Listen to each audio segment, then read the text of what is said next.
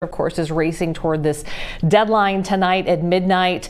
The House and Senate did make some movements on several bills over the weekend, but this morning legislative leaders are calling a special session imminent.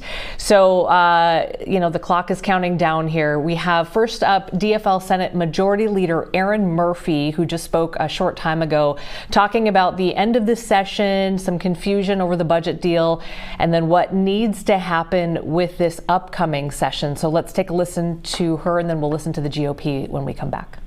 We're going to go into special session. I don't think that it is right to say that the deal is coming undone. I think what I'm concerned about is the commitment to finish the work. But 2 years ago, you used all your political muscle to get stuff that the Republicans thought was out of line, and why wouldn't the Republicans use a similar ability this year to get stuff they want? I don't get what the difference. 2 years ago, we passed a budget and we got done on time. But was it last year there was the mega omnibus bill? That was a lot of last minute things, some of which, Republicans accused Democrats of not giving full vetting.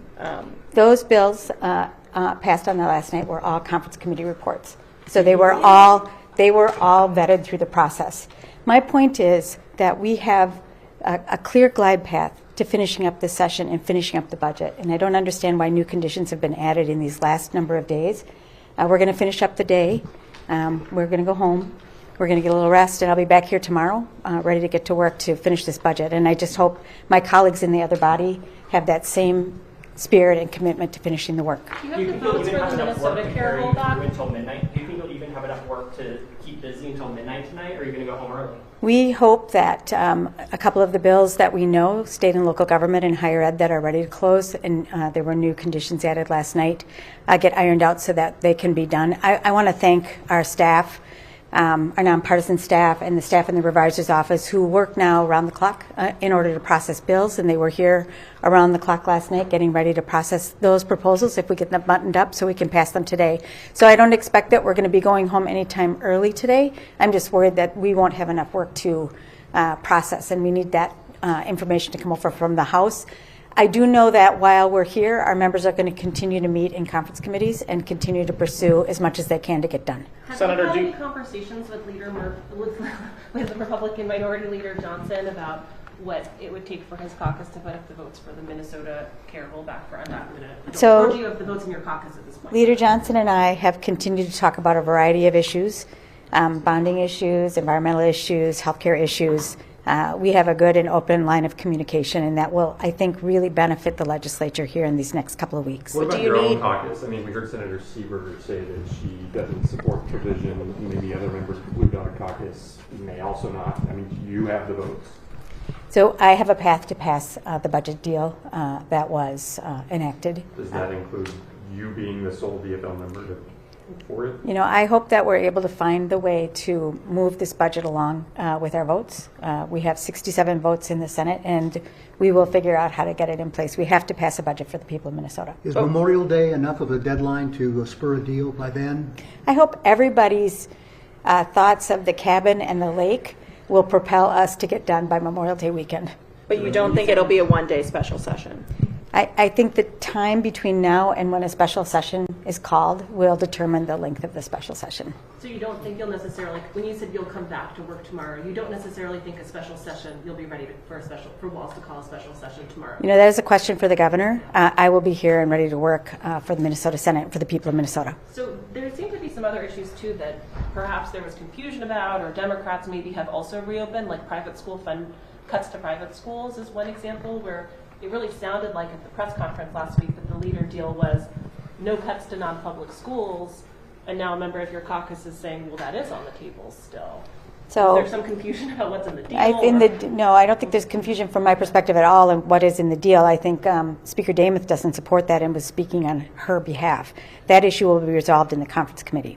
But you're saying it was not agreed to that non-public school aid would be held harmless? I think Speaker Demuth was speaking her position on that question. Do you know what was happening in the Minnesota House last night, what conversations they were having while those votes and the roll calls were remaining open for so long? I don't, but I think that's an example of the inability right now of the tie to move things along. I think they took three similar efforts to take something off the table, deadlock in their tie and then close the board. 3 times they did that, where they are pairing together unemployment insurance and permitting reform. Let me tell you that unemployment insurance for the laid off miners, the steelworkers, is in the Jobs and Labor Conference Committee. And if we want to get that done, we should get back to work in that conference committee. But right now, Representative Dave Baker only seems to want to talk about paid family medical leave at the expense of doing that work. How do you defend the lack of transparency here at the end? I get very frustrated with the way the legislature in general has moved away from open and public conference committees. It's something that I have been very vocal about with my colleagues and with the House and with the administration. I think it is important that we're meeting in public.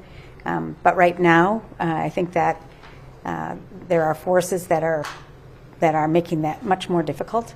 And some of that is about the tie in the House. But I think we are better off, always better off, when the work of the conference committees are happening in public.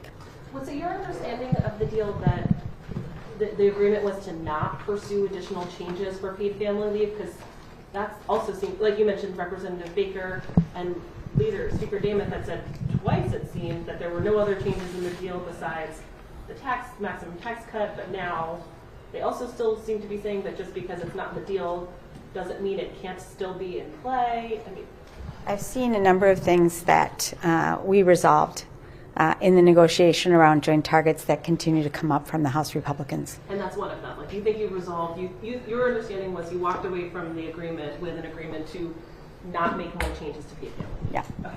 So last week you said this was your most difficult session.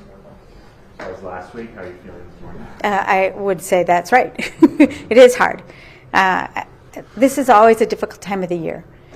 We have to make hard choices. Things that people really hope for aren't going to happen. They're letting that go. That comes with a lot of feelings and a lot of emotion. So we're always, a little overtired. We're disappointed. Those things are normal. But the very, very closely divided legislature, the tie in the House, I think has just really emphasized our differences in a way that makes this much more difficult. Okay, so that was Senator Erin Murphy, the DFL. She's the Senate Majority Leader. And then after she spoke, we had a chance to hear from the Senate Minority Leader, Republican Mark Johnson, who also took some questions from the media and talked about how he feels about this sort of this drama that is playing out here in the 11th hour, blaming it on the DFL. So let's take a listen to Senator Johnson. This is kind of interesting. Usually we're working hard, passing bills off the floor, and as you can see, it's pretty empty here today. We heard a lot of blame. The blame game is starting already. It's unfortunate we're coming to this point where we have to figure out what the bills are going to be looking like. The Democrats in the House took 23 days off at the beginning of the session. That would have been very useful at this point. And so now we're trying to cram that in. Inevitably, we're going to be going to special session. We have a number of bills that need to be closed up that haven't been yet. And so we're going to be processing those, what comes to us today. And then, of course, we're going to roll into special session. And at that point, we're really going to have to figure out what's going on. The House Republicans are doing a great job over there. I know there's been some concern about new conditions or whatever that they've been talking about, but the reality is that in the agreement that those leaders put together, I saw a draft of that in the final details. There is a lot of room for those conference committees to really figure out what the details are going to be in that. And so this isn't anything out of the blue. This isn't a surprise, but they are working on those and trying to work hard and coming to an agreement. I think what you're seeing right now is Democrats' frustration after 2 years and $18 billion of surplus being spent, that they're finally having to realize that there are constraints on Minnesota taxpayers. And we're not an infinite state of money and ability to pay for whatever projects they want to have. And so now where they're actually going to have to balance the budget and reconcile the decisions that are being made, it's getting to be frustrating for their caucus. And you saw a couple days ago, as they tried to break down the governor's door during the press conference, that frustration really bubbling up. But look, we're going to be working hard. We're here available. Senate Republicans are ready to go. We haven't been asked for votes yet. but we are ready to go whenever those opportunities present themselves. So, Majority Leader Murphy hasn't had a conversation with you about Republicans putting up votes for the rollback of Minnesota Care for Undocumented Immigrants? Senator Murphy and I have a great line of communication, and so when those opportunities present themselves, I'm sure we'll be able to talk about those things going forward. Do you know how you'll vote when you're asked that question? What's that? Do you know how you'll vote on that issue? On which issue? Undocumented immigrant health. Look, we weren't part of that agreement. We're going to have to look at the language that's presented to us, but we're willing to work on the things that are important to Minnesotans. Are any of your members introducing last-minute policy changes or line items that are slowing things down? Oh, so most of our members are ready to engage with Democrats, both in the House and the Senate. And so if there are items that we can get in and help improve, we are there, and we're going to be doing that. Whether it's earned safe and sick time, paid family medical leave, there's a plethora of other issues that are going on. The undocumented workers, we see that a lot of money has been going to that, over $200 million to really figure that one out. But they're also cutting nursing homes by almost the same amount. So we're going to make sure that the bills that going forward are going to be bills that really represent the needs of Minnesotans going into this discussion. Do you think there's a lack of trust between leaders right now in the legislature?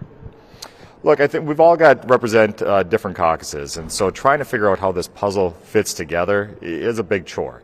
And so I would say that the conversations that we've had have been very good and very respectful, and we'll continue to work in that manner.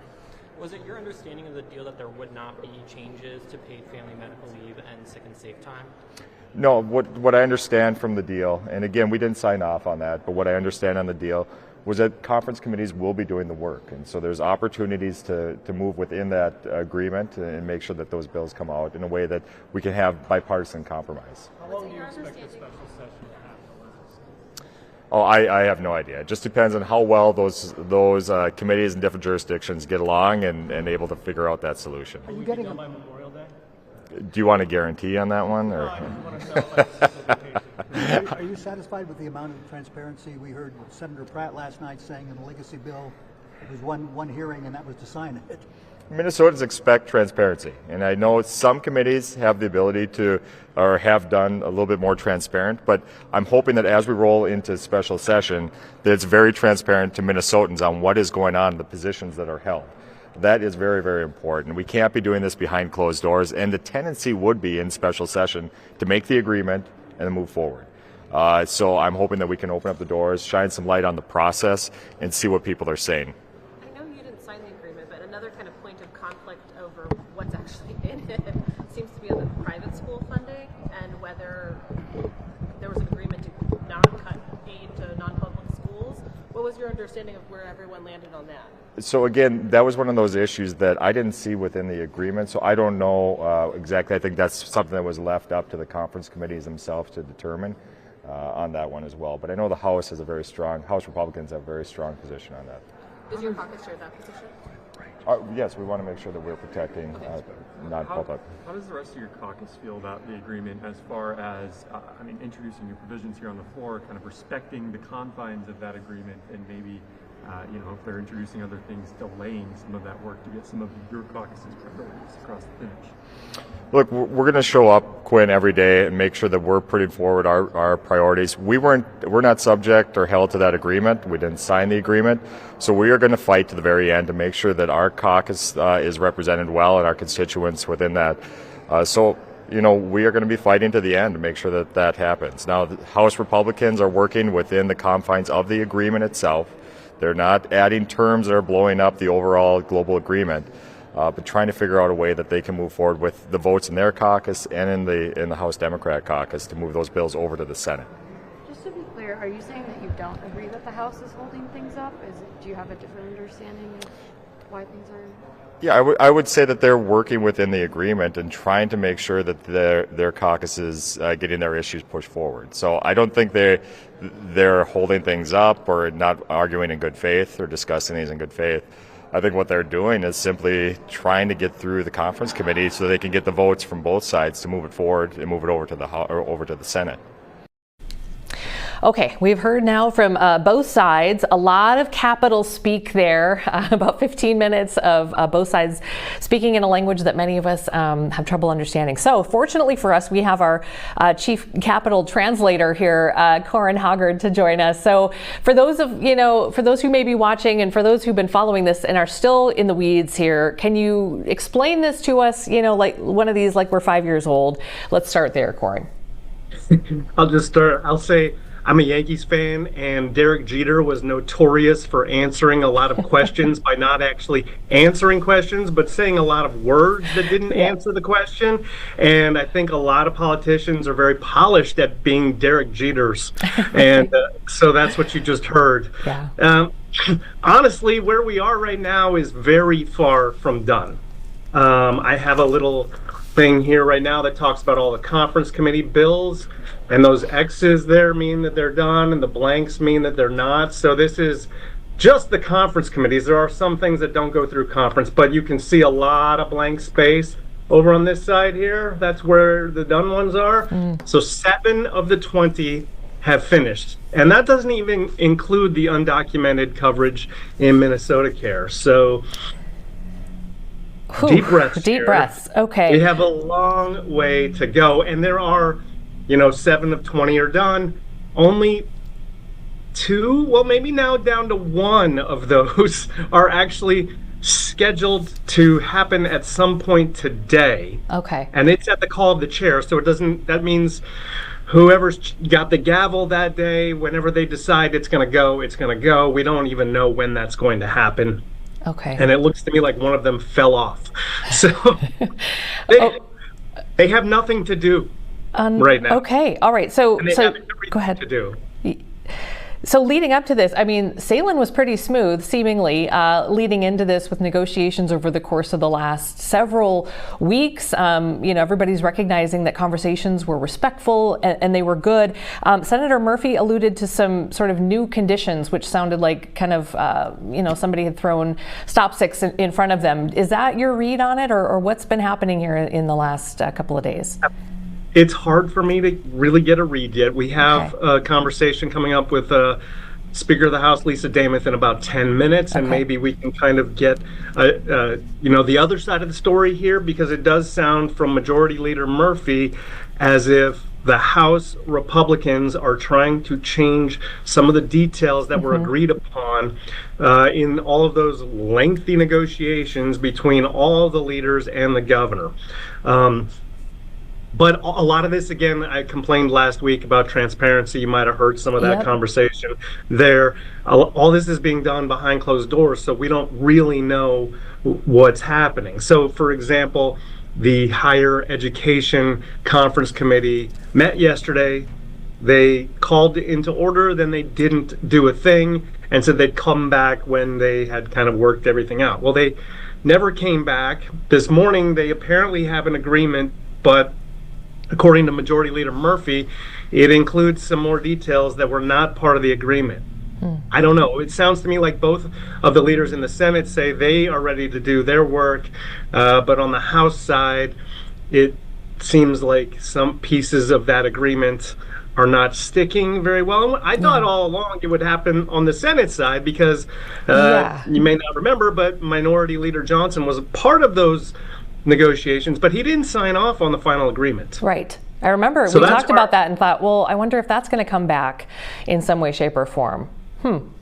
It could, but they're not apparently the ones who are having the holdup. It sounds, at least from Johnson and Murphy, it sounds like the kind of differences are in the House, which is tied, and there's a lot of, back and forth there, but they did have the agreement. Okay. So, well, to your point, it was just a lot of kind of circling around. I don't think, Minnesotans don't care how long it's going to take. They just kind of want to see this get done.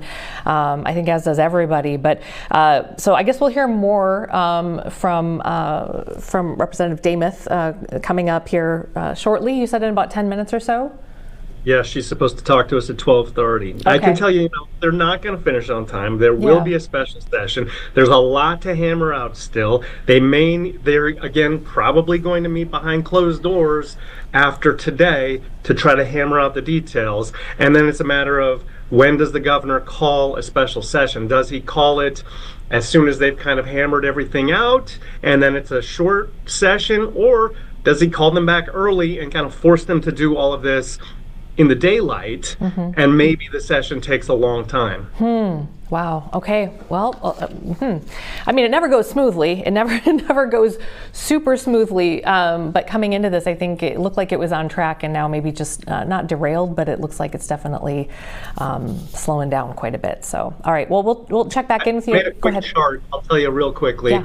In this century, this will be the 9th special session out of 13 budget legislative sessions. The longest of the special sessions took 51 days back in 2005. Wow. Okay. All right. Well, as they said, hopefully, thoughts of the lake cabins and barbecues will start to filter in, and they can get some things done. We'll talk to you a little bit more. I want to ask you later too about the transparency piece, because both sides, both the GOP and DFL, we heard them saying that we want more transparency, but it sounds like there's something else at play there. So we can talk about that more later. But I know you got to get going, and then we'll definitely take Representative Demuth, or you can handle that, and we'll get it, but we'll for sure get her comments on as well. Hopefully get maybe a little more clarity here. Yeah, hopefully if I come back and talk to you in about an hour and a half or so, I'll have more. Okay, sounds good. Yeah, you're in the same boat with all of us. So yeah, we're just trying to see through the dark here. But all right, thanks, Corin. Appreciate it. We'll check back in with you in just a little bit. Been here, Republican Speaker of the House Lisa Demuth is addressing the media. Our Democrat colleagues didn't show up for work, and we ended up doing that 23 days in a row. But here we are, last day. There are some things that you've seen move off the House floor. There are a number of things that conference committees are really working hard on. They are moving through and trying to find agreements as we move forward. That is where we're at right now. You'll see us come back to the House floor in just a few short minutes. We're going to be planning on taking up that Human Services Policy bill, or the conference committee report that got stalled out yesterday. The only reason that got stalled out is Democrats in the House didn't hold to their word as far as what we were going to be taking up with unemployment extension for minors. But we've worked all of that out. We'll be taking that up at 1 o'clock, potentially pensions then too, but we'll see where we're at with that. And then it'll be a start-stop. Leader Niska? Yeah, we're working hard to try to finish things out. Obviously, we have a very narrowly divided legislature, and that's been a challenge in terms of working through all of the policy issues where there's a majority in the Senate that wants to fix paid family medical leave, but Democrats are continuing to hold that up as something that would not be possible. And the conference committees have a lot of work to do, and they're working hard to try to get all of the various issues that have been at the committee level worked out, and we're trying to work out things as quickly as we can for all the people of Minnesota. Madam Speaker, even with those few weeks late start, wasn't this going to be hard to finish on time, given the polarized nature of things? I think it's really important. Leader Niska pointed this out, that we're a very closely divided legislature. Minnesota legislature right now is 101 Democrats, 100 Republicans, and equally tied here in the House. We knew it was going to be difficult, but we were ready to get to work and do that right away. You've seen compromise all the way through as we've been moving through, so we were going to be on a tight timeline. Waiting 23 days of a stall out was not helpful when we were looking at the calendar. We are looking at just a brief special session. The governor has to call that, but you've heard that from all of the leaders saying we can get most of the things through as much as we can today, and then come back for that brief special session just to wrap up a few things. Is immigrant health care going to be a deal breaker? You saw already when the global targets were released, agreed on by all three leaders and the governor, looking at the fact that taxpayers in the state of Minnesota are not going to be able to afford to provide health insurance for those people that are here as undocumented. Again, that does not prevent any undocumented person here in the state from getting health care. All we are saying is that Minnesotans can't afford, because of the expanse, cannot afford to pay their health insurance. So that gets a little bit twisted in the headlines. We are not preventing anyone to access their health care, but Minnesota taxpayers cannot be on the hook in the expansion, going from 5,700 expected people to start on that program.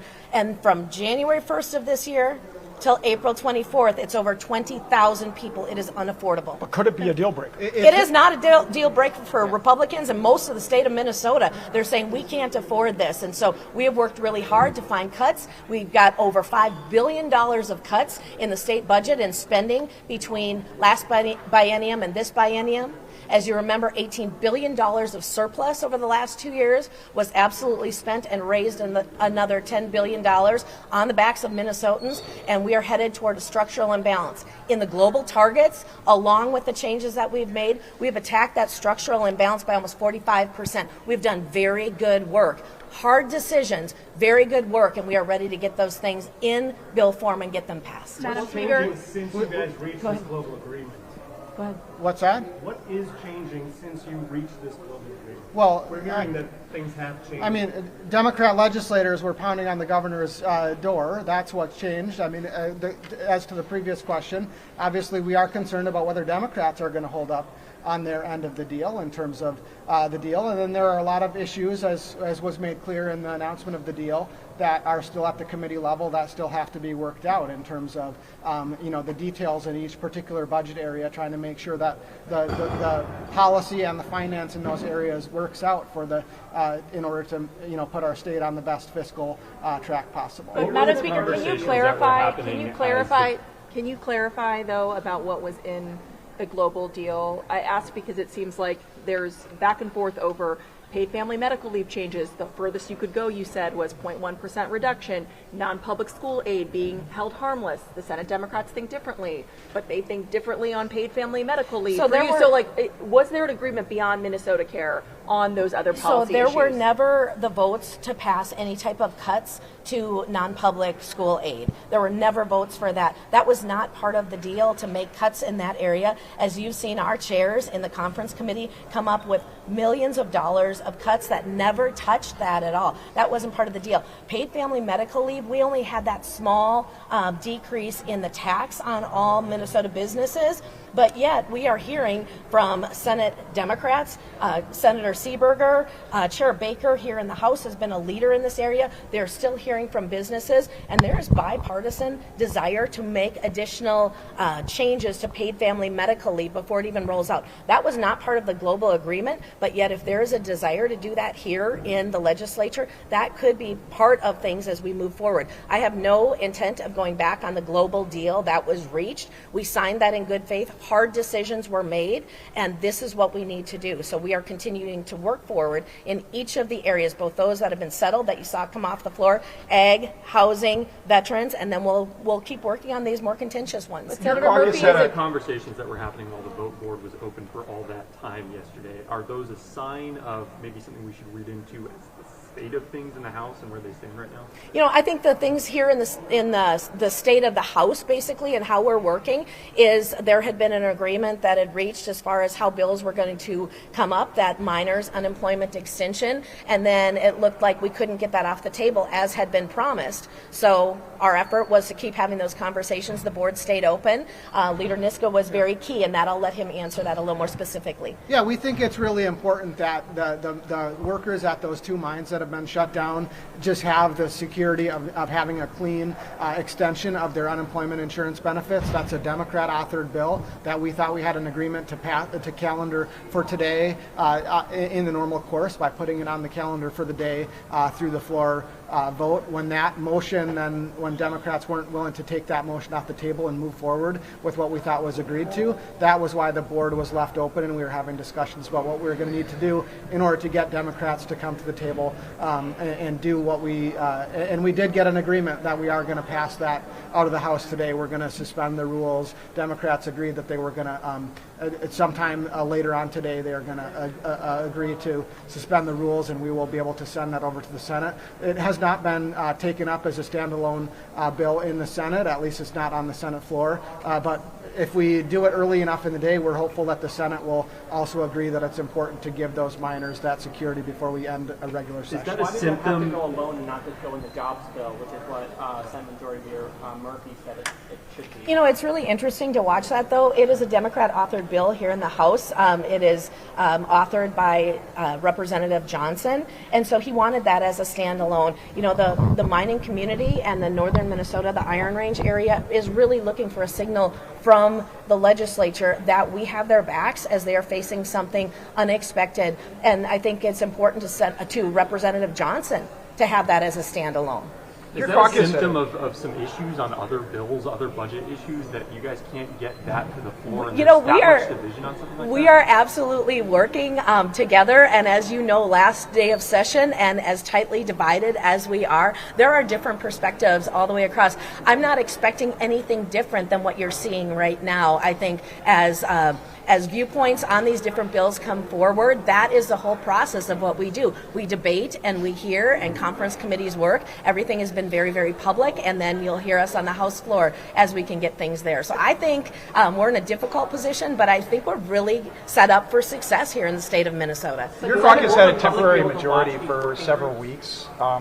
If you miss this deadline, don't you bear some responsibility, especially as the Speaker? You know what? I would say definitely that House Republicans got sworn in this chamber on day one of the legislative session. So yes, we did have a temporary majority for a little while. We were here doing our work. House Democrats chose to stay home for 23 days on the backs of the taxpayers. Senator Murphy. Will the public be able to watch these working groups? Or are they just going to be behind closed doors? You know, our conference committees are public. You can watch for that schedule, and you can either go in person or watch them online. But these deals are going to be made in working groups because you're not going to have them done. Conference committees are moving through even today. They are able to be viewed by the public right now as they continue to move forward. So when do you think the special session will be? Can you hold it in one day? The governor calls a special session, and that will be determined by the governor. Is it realistic to think it could happen this week yet? I am always optimistic that we will be able to get the work done. It'll be up to the governor to call the special session as far as when and typically about how much time. But he's not going to call it until there's an agreement. Exactly. And right now, there's nothing close to an agreement on a lot of things. I think we're very close. There are a few. I really do. We are very, very close on a number of things. There are some small areas we have to work through. We are in the process of doing that, and that hasn't stopped at all. Is there a day that you would prefer to come back or that you're advocating for? As soon as we can would be what I would want. Minnesotans want us to get the work done and get out of here. We are part-time legislature. The people in this body need to get back into their districts, back to their jobs that they take a leave from typically, and be back in the district. And so I think we can get the work done very quickly. So. Senator Murphy basically accused House Republicans of holding up bills going over there, basically saying they're trying to push for last-minute things that weren't part of the deal. She called out Representative Baker with paid family leave as one of them.